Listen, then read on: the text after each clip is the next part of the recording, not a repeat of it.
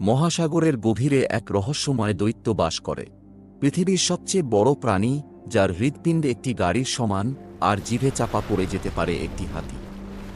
আজ আমরা ঘুরে আসব নীল তিমির অদৃশ্য জগৎ থেকে। মহাসাগরের নীল গভীরে, যেখানে সূর্যের আলো ম্লান হয়ে আসে, সেখানে এক বিশালাকার দৈত্য নিঃশব্দে ঘুরে বেড়ায়। তার নাম নীল তিমি। পৃথিবীর ইতিহাসে যত প্রাণীরা এসেছে, তাদের মধ্যে এটিই সবচেয়ে বড়। আজ আমরা ডুব দেব এই রহস্যময় প্রাণীর জীবনে, তার বিশালতা, তার শক্তি, আর তার জন্য আমাদের লড়াইয়ের গল্প।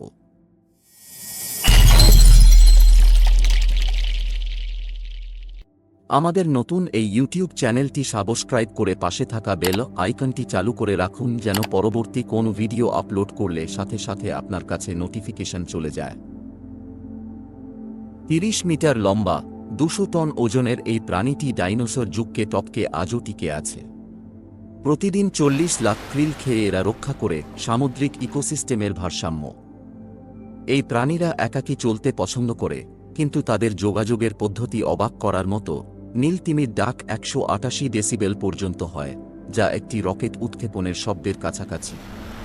এই ডাক 600 কিলোমিটার দূর থেকেও শোনা যায়। সমুদ্রের নিচে এটাই সবচেয়ে জোরালো প্রাণীধ্বনি। এদের ডাক পাড়ি দিতে পারে 1000 মাইল, আর হৃৎপিণ্ড এতটাই শক্তিশালী যে এটি শুনতে পাওয়া যায় 3 কিমি দূর থেকেও। একটি নীল তিমি গড়ে 30 মিটার লম্বা হয়। কল্পনা করুন, একটি বাস্কেটবল কোর্টের চেয়েও দীর্ঘ। আর তার ওজন প্রায় 200 টন, অর্থাৎ 33টি আফ্রিকান হাতির সমান। এই দৈত্যের জিভের ওজনই এক হাতির সমান, আর তার মুখগহ্বর এতটাই বিশাল যে সেখানে 50 জন মানুষ একসাথে দাঁড়াতে পারবে। কিন্তু এই দানব খায় কি? আশ্চর্য হলেও সত্য, এদের প্রধান খাদ্য ক্ষুদ্র krill, ছোট চিংড়ি জাতীয় প্রাণী। দিনে 4 টন krill খেয়ে এরা বেঁচে থাকে। প্রতিবার মুখ খুলে হাজার হাজার krill গ্রাস করে, আর জিভ দিয়ে পানি ফিল্টার করে। নীল তিমির জীবন শুরু হয় অত্যন্ত ছোট আকারে। ঠিক আছে, ছোট বলতে 7 মিটার লম্বা, 3 টন ওজনের।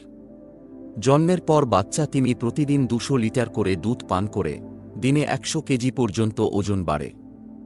20 শতাব্দীর শুরুতে পৃথিবীতে 3 লক্ষ নীল তিমি ছিল, কিন্তু তিমি শিকারের কারণে 1960 সাল নাগাদ মাত্র 1% অবশিষ্ট ছিল।